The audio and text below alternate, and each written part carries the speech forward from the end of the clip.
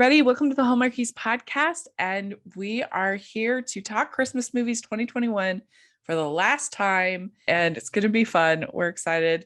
We're talking non-Hallmark Christmas movies, the best of 2021. I'm film critic Rachel Wagner, and Michelle's here.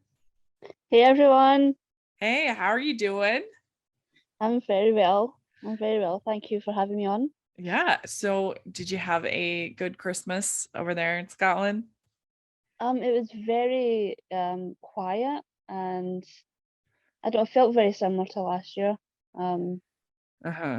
I didn't get as many movies in as I'd liked. Um, I just work was kind of crazy and I didn't fit in as many. Uh-huh. I need to thank God for the podcast because you guys helped me like pick out all of the good ones and what to skip and what to really pay attention to. So I managed to I managed to see everything I really, really wanted to, and that's kind of the main thing. Yeah, I mean, even I did not get to everything. I watched 125 Christmas movies, and I think there were something like 183 total. Yeah. So, oh well, what are you gonna do? I mean, I still have I think 2 weekends of Hallmark on my Oh yeah. TV. I've Oh, just got it saved. I'm like, I'll get to it. well, and that last weekend was pretty good, Yeah, actually. that's what I So hear. Yeah, you don't yeah. want to miss it. Oh, yeah, I'll save them for when I need my mood kind of lifting up. Yeah, That's all. that's a good idea. Yeah, I actually had a really fun Christmas. Well, 2020, my whole family was basically away except for my parents. Hmm. And so it was very small. And whereas this year, because of varying circumstances, all but Yeah. two of my siblings were living at home or Mm. nearby.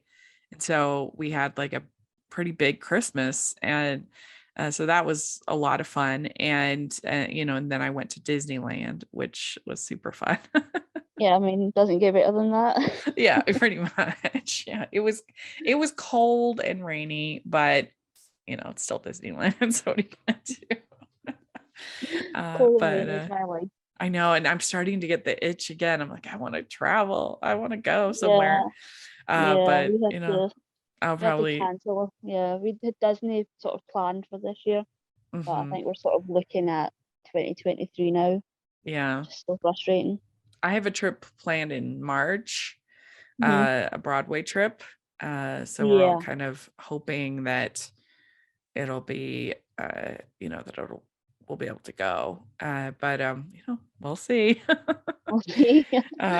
But anyway, yeah, it was a pretty strong season, I would say, as far as the Christmas season in general. Hmm. But we were talking off air that I think it was a pretty big epic failure for Lifetime.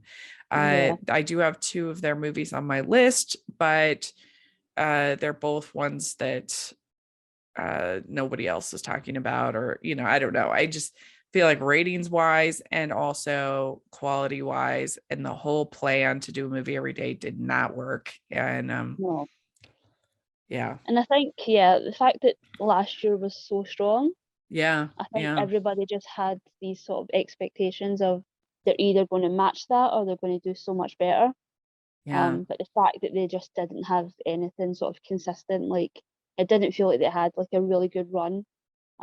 Whereas Hallmark, it was just like sort of, for me personally, especially Hallmark movies and mysteries, they were just like knocking out the park every Yeah, week. agreed. And honestly, if I were making a worst of list, it would be almost all Lifetime.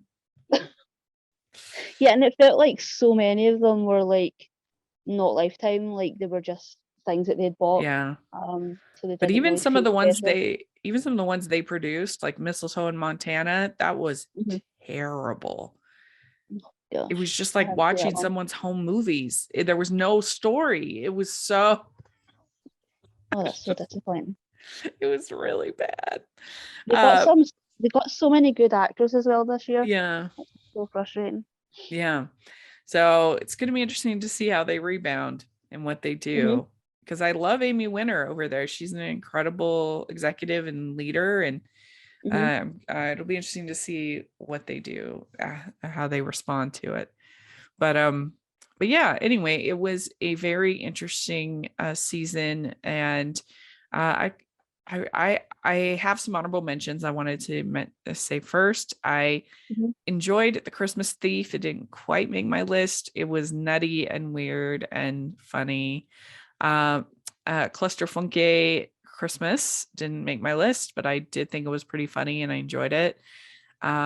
The Waltons Homecoming. I knew nothing about the Waltons, but I enjoyed this. I thought it was sweet and well done. The Great Christmas Switch was the best movie from the I watched them on Peacock / IMDb TV or GAC. Great Christmas Switch was the best one they did. And then The Housewives of the North Pole was pretty funny, and I enjoyed that. So those are my honorable mentions. But do you have any honorable mentions? Yeah, I have a couple. One that you recommended, which was Ghost of Christmas Past. I don't know the lead actor in that, but he was so charming. Yeah. It just missed. I think it came in at 11. And in the UK we have like our big cable sort of provider over here is Sky. And they over the years have sort of started producing their own movies. To sort of varied degrees of success. They feel a little bit like B movies, but they tend to have really good, well-known people in them. Huh? And this year they produced two Christmas movies. One was Last Train to Christmas, which was Michael Sheen, Kerry Elwes as brothers, Kerry doing another terrible UK accent, and it's sort of a sliding doors sort of theme as Michael Sheen is sort of moving up and down throughout time. It all takes place on a train. It was an interesting idea. It just didn't really work for me. Um, and then the other one was Christmas Number One. Again, it just sort of missed the mark for me. Frida Pinto was in this one, from Slumdog Millionaire. So that kind of drew me to it. And the idea of obviously Christmas Number One, it's a big deal here in the UK. I thought for a movie called Christmas Number One to end the movie and come away not even sort of humming the song or really, you know, the song just wasn't catchy. There was sort of nothing, there was sort of nothing there for me. I think emotionally it sort of worked a little bit in the end, but it was just a little bit too much too late sort of thing. No. So yeah, they just missed my list. Yeah, interesting. Yeah, that does sound like a good cast.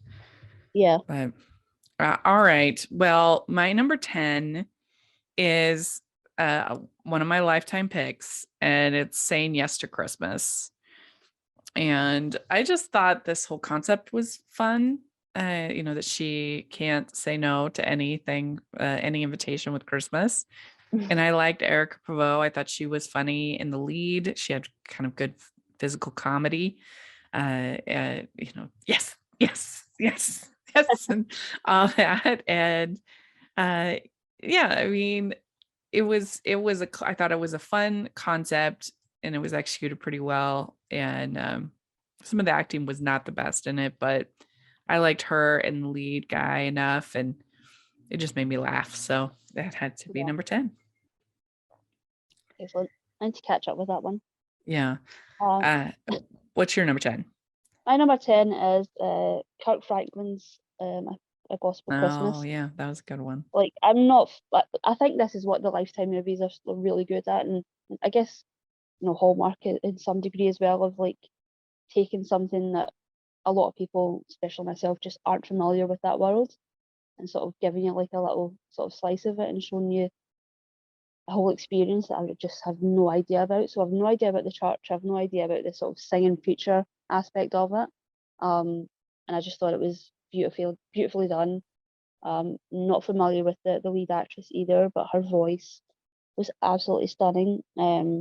This is probably the one with the on Music Lifetime that really was worked for good. me. Yeah, yeah, the music was so good. I've got a couple of other Lifetime ones, but this one really kind of blew me away. That was the first one that I saw that was like, yeah, this is definitely going on the list. Mhm. Yeah, and interesting enough, the episode of the podcast where Carrie and Thaddeus broke down that movie Hmm. uh, was the number one listen downloaded in all of December, which I Yeah, so was interesting. that Yeah. was interesting. Yeah, So because even like I've never heard of Kurt Franklin again. I just don't listen to that type of music, so uh maybe that's part of it.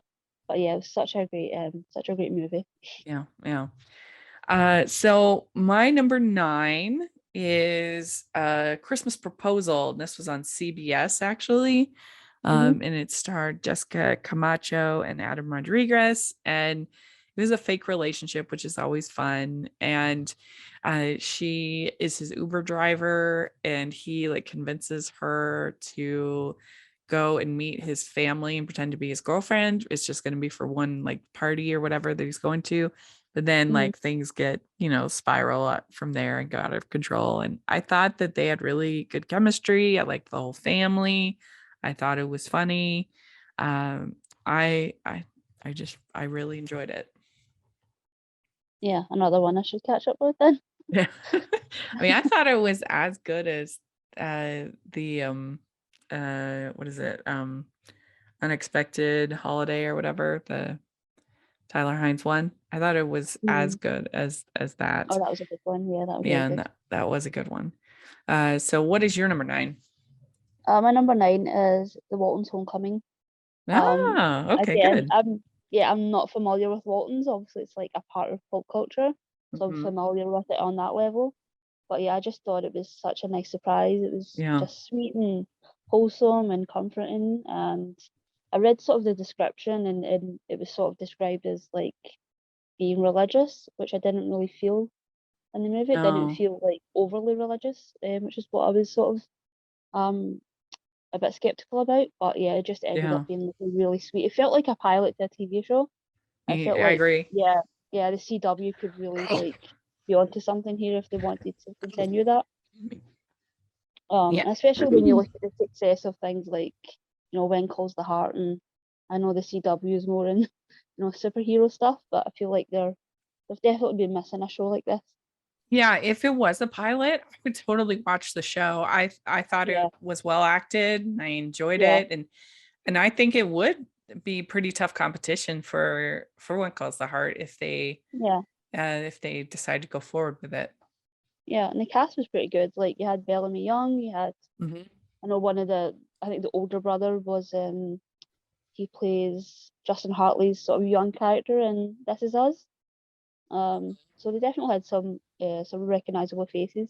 Yeah. Yeah, and it was a good story, Yeah, about the dad trying to get back to his family yep, yeah, it I had no expectations. I do nothing as you said. I knew nothing about the Waltons, and I enjoyed it too. It was good. All right, my number 8 is our decom Christmas decom Christmas again. I thought this was really cute. I liked I mean, I am a sucker for time loop movies. I enjoy those almost always. But I thought the whole sort of message of this girl coming to kind of accept her family, flaws and all, with each sort of day, and they did a lot in one movie. I mean, boy, they make use of every single day, every single time loop, and I don't know, I thought it was really sweet and a pretty good decom. yeah, yeah. That's on my list as well. I think that's been on my Disney Plus list for a little bit now. Mhm. Um, yeah, my number 8 is A Castle for Christmas. Um, I really expected to hate this. Like when I first saw the poster and the trailer, I thought, oh God, this is going to be awful. So Especially, ridiculous, but yeah, fun. but yeah, it just like I had a really hard end of the year, and putting this on just made me laugh so much. And I think that's the most important thing when it comes to these movies. That's what they're for. They're meant to comfort, they're meant to make you laugh, they're meant to make you feel good, and that's what this movie did. Like I had Yeah. such a good time just dying laughing. Yeah. Yeah, it would have been lovely if they'd had some authentic, like local Scottish actors, obviously, but I thought they did pretty well. Kerry, I've loved him since Princess Bride, so the chemistry just wasn't great between him and Brooke, but he's just so charming and perfectly cast Yeah. as a Duke. So yeah, I enjoyed it. Yeah. It really felt like watching a romance novel, Yeah, like a yeah, Harlequin romance novel on the screen. yeah, And I mean that in totally. a positive way. It really embraced the Yeah, over the it topness. it Yeah. knew exactly what it was. Yeah. I agree. Excuse me. All right. My number seven My number seven is A Boy Called Christmas, and Mhm. I really enjoyed this. It has an incredible cast. It's a very fun, Santa Claus origin story, and of course, uh you have this, like I said, this great cast, and Maggie Smith being the narrator. You can't go wrong with that. Mhm. And I think it's one that could become, like, sort of a Christmas classic. I mean, the only reason it's number 8 is just because I'm not like super into fantasy. I prefer the rom-coms over the fantasy. Mhm. And also because there were a few little slow parts, but I still overall really enjoyed it. So it's number 7 for me. What about you? My number 7 is A Christmas Dance Reunion. Um, yeah, I really enjoyed this one. It was, a fairly Oh standard yeah. save the blank movie, but the chemistry was obviously really lovely. Like I say, Yeah. the plot was very basic, but the dance scenes, particularly the tap scene, was just to die for, and that just sort of catapulted it into my list. Yeah. That scene was so good. That Yeah, him I dancing. couldn't believe it. I was like, yes, yes, just put this in all of the, yeah, just put this in all of the movies. Yeah, and I love it when movies, whether a Christmas movie or any movie, when they just take time for you to just breathe with the characters. This is Hmm. not anything to do with the plot. It doesn't have anything to do with the story. It's just like a moment that you're breathing with the characters. And that's what I felt like was that tap dancing moment. It was just Yeah, a fun moment. yeah, and it's so Yeah. frustrating sometimes when you watch these movies, especially with the Hallmark ones, and it's like they've got these like legendary Broadway actors, and Yeah. they don't have them sing, they don't have them dance, and yes, this was a dance movie, so obviously he was going to dance, but it was just so fun to watch a Yeah. Broadway actor just sort of show off his talent. Yeah, it really, I agree. I agree. Well, my number 6 is the Ghosts of Christmas Past, which you had mentioned.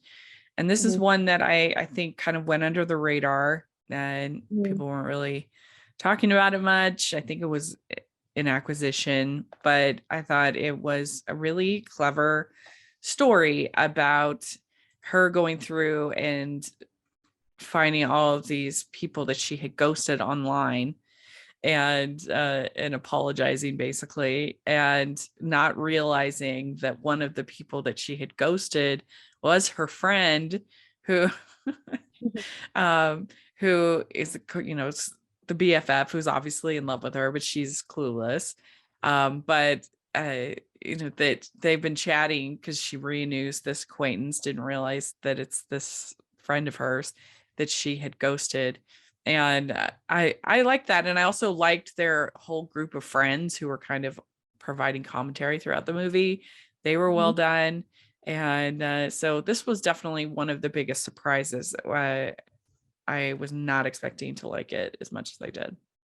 Yeah, yeah. I think that's the interesting thing with the Lifetime and the way they sort of did things this year. It's like the ones that were actually good they sort of got kind of buried, Mm. because they were sort of forgotten because there was a new one the next day.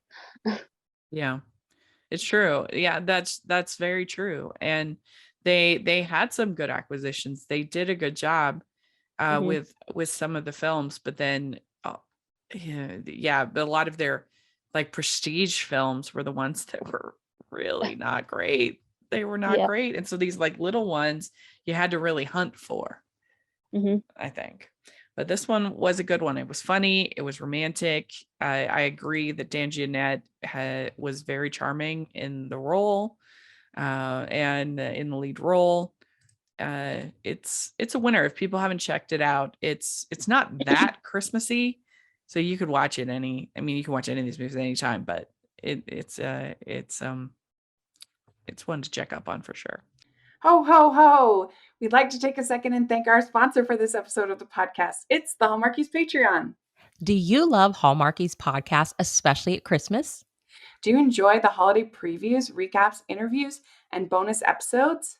If the answer is yes, please consider supporting the Hallmarkies Patreon. We need your help to do what we do both during the Christmas season and all year round. But not only do you help a podcast led by strong, independent women by becoming a Patreon, you get to become a part of the Hallmarkies family. Starting at only $2 a month as a patron, you will have access to our Facebook Patreon group where we talk about the movies, shows, and more all year. We also have many monthly patron watch-alongs with guests like Lacey Chabert, Natalie Hall, Paul Campbell, Mary Lou Henner, and more, giving their behind-the-scenes details of their films. As a patron, you also have the chance to provide input into the podcast and even join us at different tiers. So this Christmas season, spread some cheer to the Hallmarkies Patreon and become a member today. You won't regret it.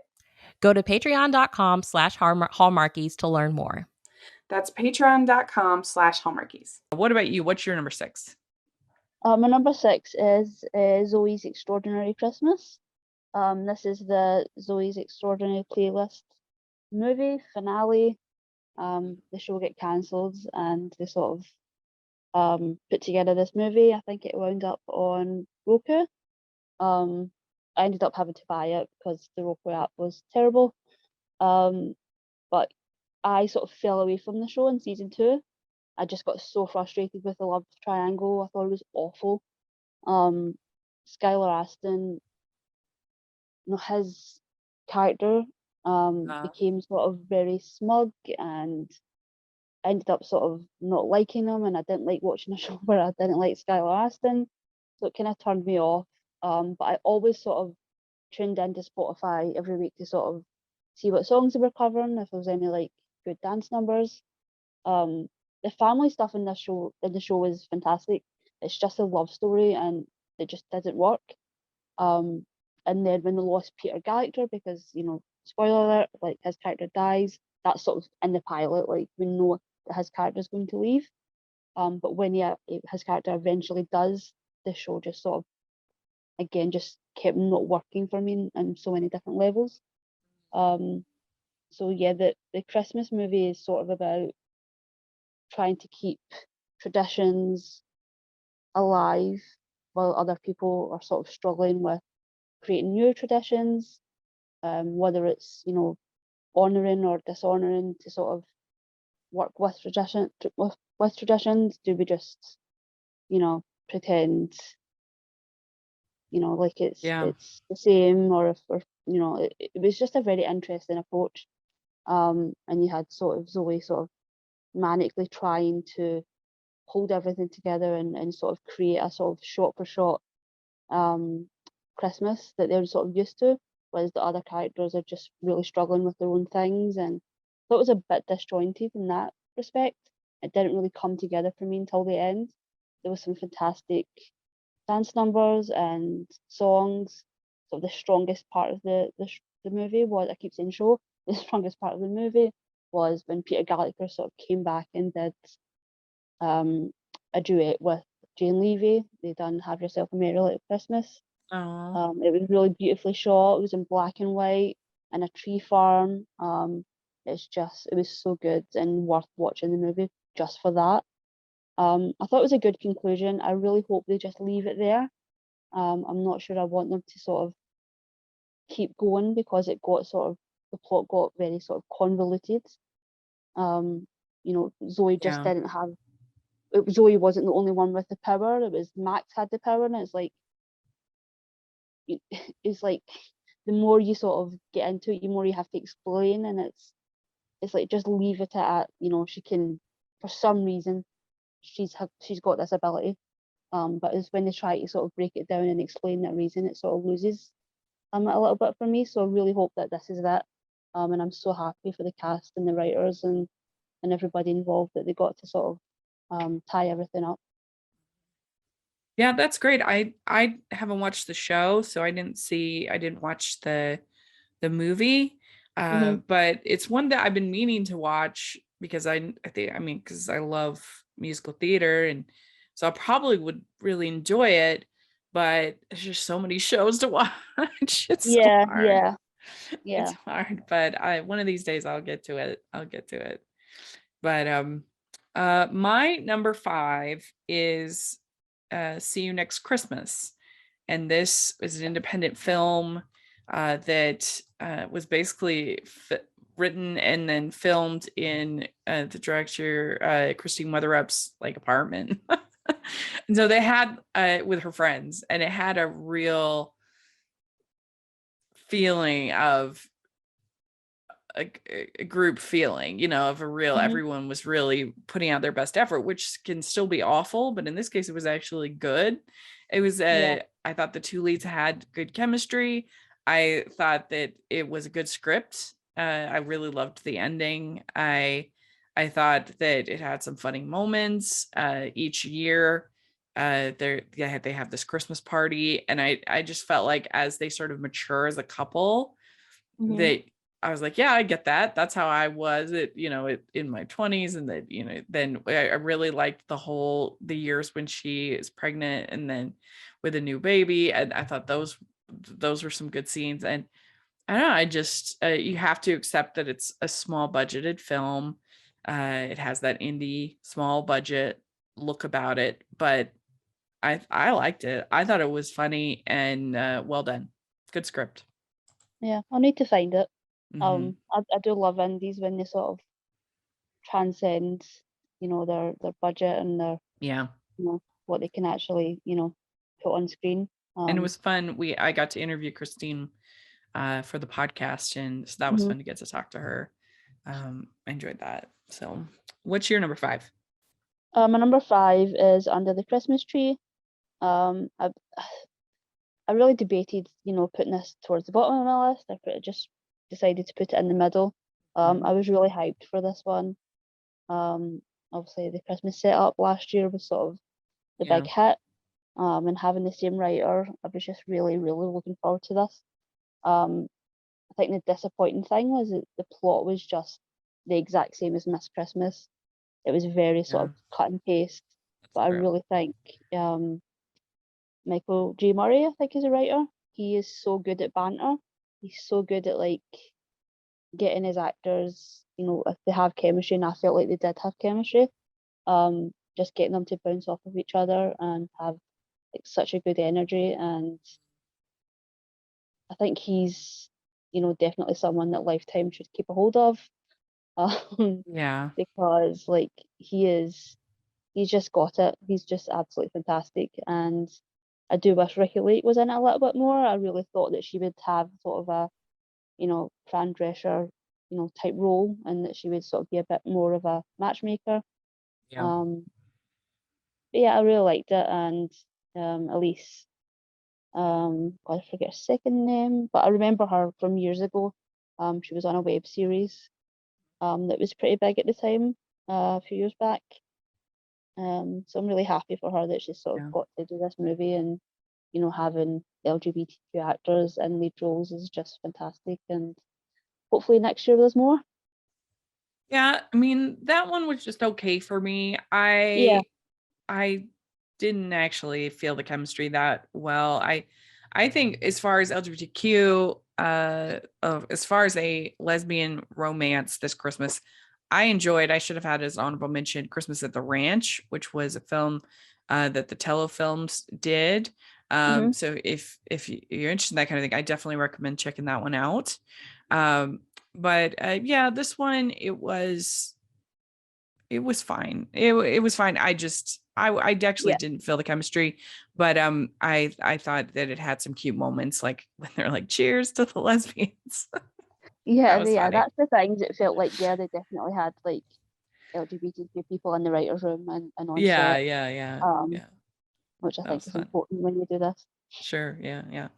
All right. Well, my number 4 is a bit of a cheat. My number 4 is No both podcast. Cheat.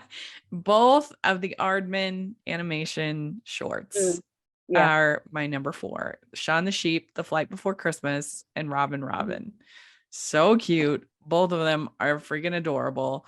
And Robin is about a bird that grows up thinking it's a mouse. And it's so cute. I mean, I defy any human not to say this is cute. I mean, come on. And they have like a whole musical number, and it's just really fun. Very fun. And then The Flight Before Christmas is, I mean, Shaun the Sheep. I love Shaun the Sheep. Mm-hmm. So adorable. And they it's got kind of a Santa element, and they're looking for the little Timmy sheep, and I don't know, it's super cute. You can enjoy both these shorts. It's my Yeah. number 4. Yeah. I mean, I'm not really into that sort of, storytelling and what have you, but the skill and Yeah. the animation, like when you watch videos of them actually doing the animation, like it's like how do people have the patience? How do people have it? Unbelievable. It's just that it sort of defies all logic for me. It's so Yeah, good. they'll get like 3 seconds Yeah. on a good Yeah. day. Unbelievable. It's so Craziness. good. And I'm grateful to Netflix for keeping Aardman going. This is exciting to me that they have this Yeah. relationship now. So that's great. If you didn't get to see him, especially Robin, if I had to pick one, it would probably be Robin, but it's my list. I can do whatever I want. Exactly. So what do you have for 4? For 4, you'll need to help me with the pronunciation. Is it a cluster funky or cluster? No idea how to pronounce it. Yeah, I'm But not it's sure exactly how you pronounce that U with the dots on top. no idea. Funke or Yeah, I don't think they care, to be honest. But that's my number 4. Yeah, that I one's just really thought it was funny. hilarious, Yeah, and I felt like they done it in such a way of like it wasn't mocking. It was right. clearly a group of people that loved these movies, and had the power to make their own. I mean, Anna Gaster just like a legend, like a Broadway legend. And just having her sort of ham it up in this movie, like I've I have seen her in quite a few movies, but I've very rarely seen her doing this type of comedy. And Cheyenne Jackson is just like one of those actors that's up for anything. But yeah, it was so funny. There was so many things Yeah. like in the background of like extras, and it's like, oh my god, they've watched as many of these movies as we have to like catch all of the little details, and Yeah. it's definitely so rewatchable. Like it's definitely just staying on my TV to watch every year. Yeah, it's was obviously written by people who love the movies and watch the movies, which you could Yeah. tell, and is definitely not always the case with these parodies. And Yeah. it was funny. I agree. That one was a good one. Well, my number 3 is from HBO Max, 8-bit Christmas. I Matt, me thought, too. what's that? That's mine too. That's my All number 3. right. Yes. This was so charming. And I really think this has the potential to be a real classic that people watch every year. I thought it was genuinely really funny. I liked all of the characters. I thought were well done. And I mean, it's obviously a new take on a Christmas Story, but I'm fine with that. No problem there. No problem. But yeah, I thought it was charming. Yeah. Yeah, same. Yeah, it's my number 3 as well. Mhm. It's sort of got that sort of Christmas Story, but also sort of Princess Bride of having it sort of bookended by an actor that we're all familiar with. And yeah, it's just very watchable, and I think for people our age as well, of like having the Nintendo be the thing, like that was one of my first like big Christmas presents. Like, I remember not getting it the first year and then getting it the second year and it just being your be all and end all. Like, I remember just playing it for weeks and weeks on end, and it wasn't like today where you had like 2 games. Today you have like an endless supply of games, but I think we had like the same 2 games Right. for Yeah. a couple of years and you just played them to death. But yeah, it Well, just and was I so also liked the side story of the Cabbage Patch doll and the his sister. yeah, yeah, yeah. That was fun too. Like, because that was definitely me, was more the Cabbage Mhm. Patch rather than the. But my brother was the one who wanted the Nintendo. Yeah, my brother and I had to share the Christmas present because it was such a big thing that year. Of like, it's really expensive. You know, Uh-huh. you can get it as a joint present. Yeah. So we sort of agreed to do that. But that it sort of goes into that thing of like negotiating the way the kids did in this movie of like, how do we get one? Yeah. Well, and their whole plan to and then when everything breaks, it's like, oh man, Yeah, the no. vomit scene and the Yeah. it's so funny. It's so funny. Yeah. I really enjoyed it. I thought it was a sweet movie. And I think that Winslow Fegley is a charmer. I loved him in Timmy Failure. And then Yeah, now in this, he's great. it Great was little so kid funny actor. because yeah, I was watching it and I'm like, oh my God, that's the kid from Pete's Dragon. And I'm on like, unless he's not aged, it's not the kid from from Pete's Dragon. I guess it's his brother. Oh, Um, is it his brother? it must be because they're identical, identical. I was sitting, I was like, yeah, that's the kid from Pete's Dragon. I'm like, well, unless he's like not aged in like quite a few years, it's definitely not. Yeah. What is the I mean, let's see. Um No, you're right. The Yeah, kid from Pete's Dragon is Oaks Fegley. yeah, yeah, Yeah, you're right. Yeah. Great. What a family. yeah. Very well Very done. happy family. We'd like to take a second and thank our sponsor for this episode of the podcast. It's the Hallmarkies merch store. Are you looking for that perfect gift for the postable, hardy, or Hallmarky in your life? What about getting that t-shirt or hoodie that will help you stand out at your next holiday party? Now is the time to check out the Hallmarkies merch store. Full of festive designs by artists like Jessica Miller, Carrie from Hallmark Comics, and more. You can even have more than just shirts, but totes, cell phone cases, notebooks, mugs, and more. And it isn't just Hallmark. We have designs for Anna Green Gables, Man from Snowy River, The Nanny, and more.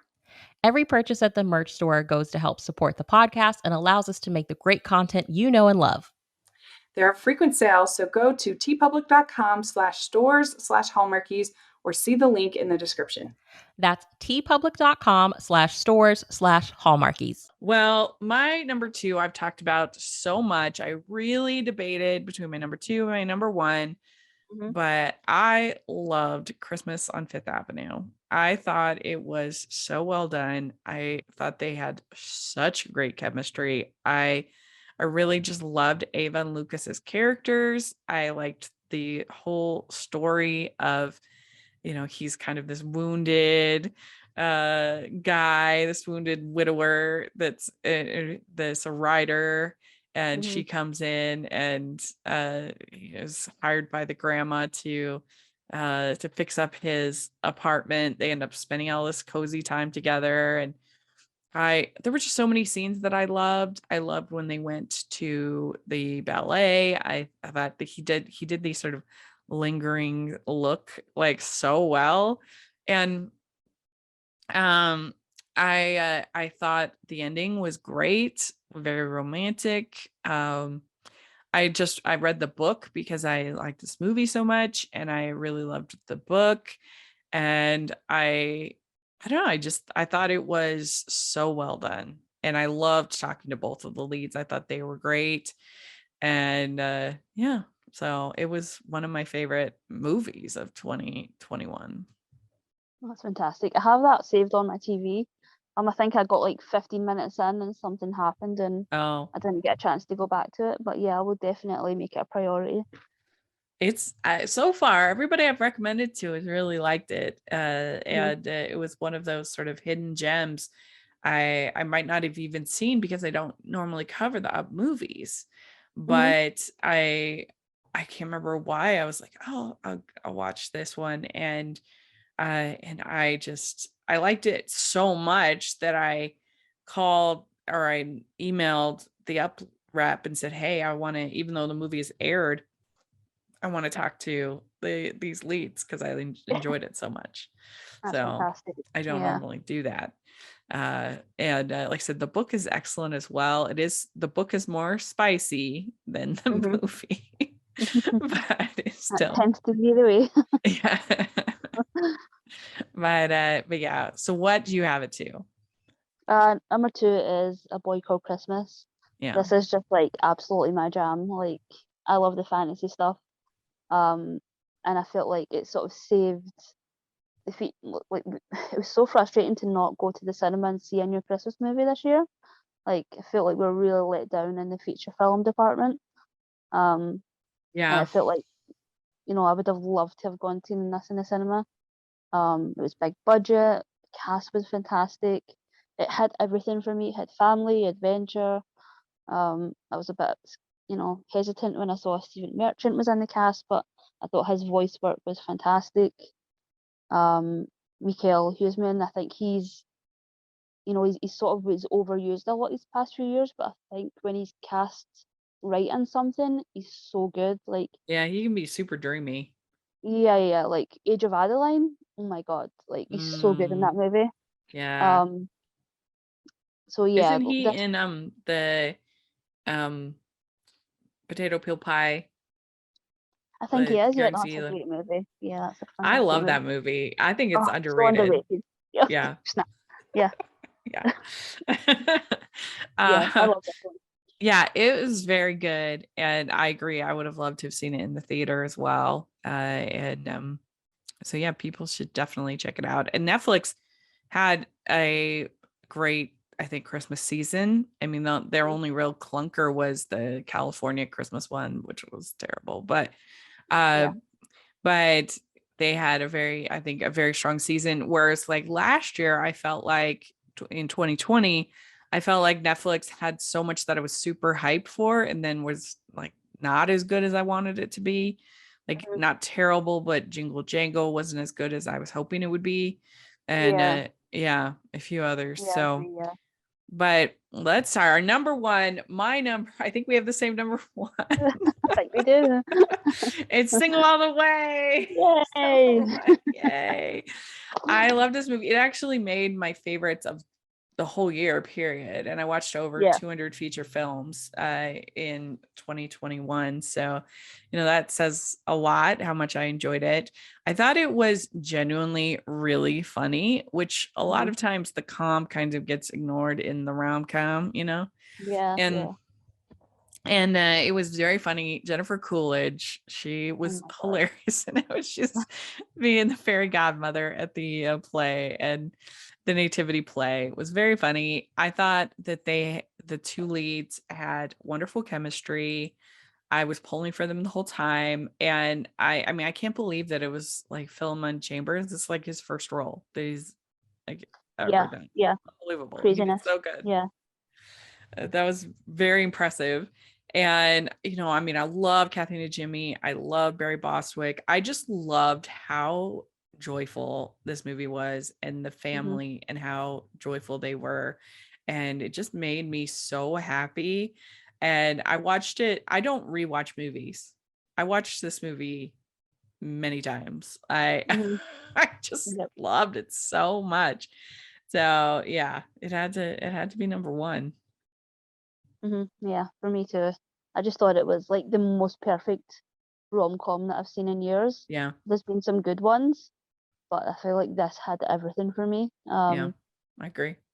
It was so wonderful. Let's say Jennifer Coolidge was hilarious. Like, after just watching like um the White Lotus TV show that she was in, Mhm. like she plays this sort of she's always got this sort of, air about her in terms of like just her personality and her cadence. But in that TV show, she plays like a grief-stricken character.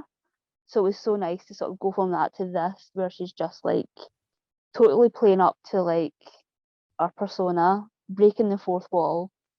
It's just hilarious all the way through. I thought the teenagers were really funny, of them Yeah, just they like were great. immediate, like teenagers now love like watching something and like shipping it and just like making it happen.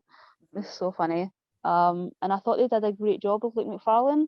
Like to Yeah, have someone like Luke McFarlane come in who's so used to being like the leading man yeah, and have him be the wrong guy, but do it in a way that there's no emotional cheating. It's done in a really kind way. I just thought it was handled so well. And yeah, just like rooting for them all the way through. The family was fantastic and supportive.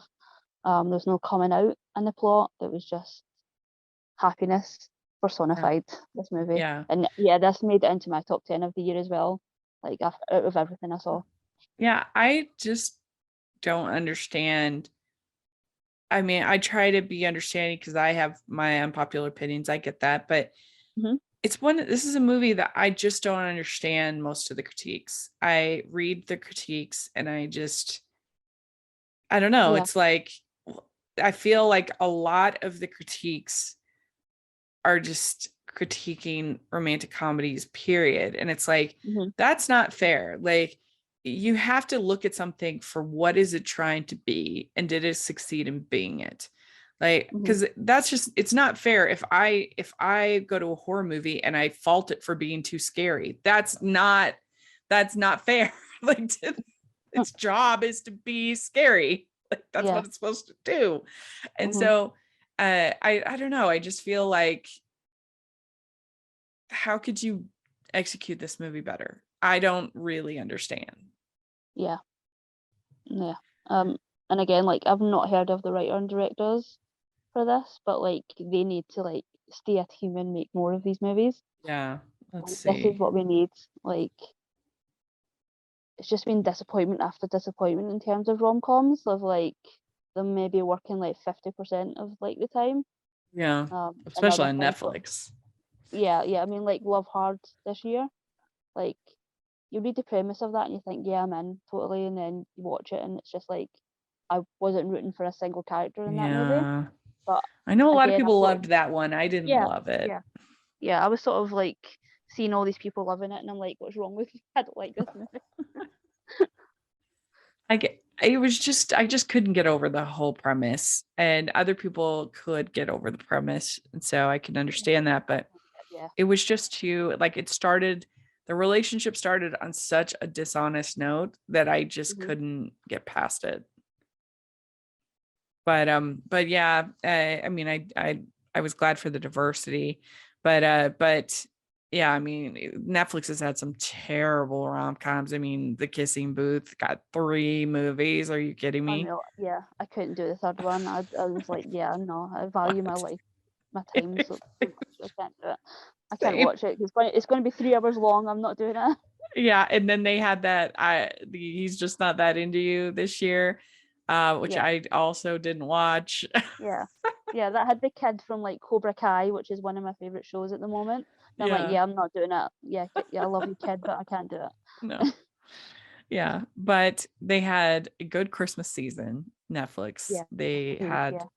Robin, Shaun the Sheep, Single All the Way, and so it was a good time for Netflix and A Boy Called Christmas. Hmm. So let's go over our list real quick. So I have at number 10, Saying Yes to Christmas. Number 9, A Christmas Proposal. Number 8, Christmas Again. Number 7, A Boy Called Christmas. Number 6, Ghost of Christmas Past. Number 5, See You Next Christmas. Number 4, The Aardman Shorts on on Netflix, The Flight Before Christmas, and Robin. Number 3, I have 8-Bit Christmas. Number 2, Christmas on Fifth Avenue. And number 1, Single All the Way. Fantastic. My number 10 was Kirk Franklin's A Ghost for Christmas. Number 9, The Waltons' Homecoming. Number 8, A Castle for Christmas. Number 7, A Christmas Dance Reunion. Number 6, Zoe's Extraordinary Christmas. Number 5, Under the Christmas Tree. Number 4, A Front Christmas. Number 3, 8-Bit Christmas. Number 2, A Boy Called Christmas. Number 1, Single All the Way. Well, let us know if you're listening what your favorites non-Hallmark were for 2021. We would love to hear your lists. And we thank you all for supporting the podcast and listening to all of our Christmas coverage. It was it was definitely a marathon and not a sprint. It was a lot of work, but we're very grateful for all the guests that we had on and for all of the interviews that we got to do. And just, it was a great time. So we hope you all enjoyed it, and we'd love to hear your feedback. And Michelle, where can people find you? On Twitter at Michelle R. Benson. Great. And you can find me at Rachel's Reviews, all of our social media, iTunes, YouTube, and on Rotten Tomatoes. And make sure you're following the podcast at Hallmarkies Pod and Hallmarkies Podcast, all of our social media. And if you are listening on iTunes, please leave your 5-star ratings and reviews. That helps us so much. And if you are watching YouTube, please give this video a thumbs up and subscribe to our channel. We appreciate that. And thanks so much, everybody. Check out the Patreon group and merch store. And we'll wish you all a Merry Christmas. Bye, everyone. Bye, everyone.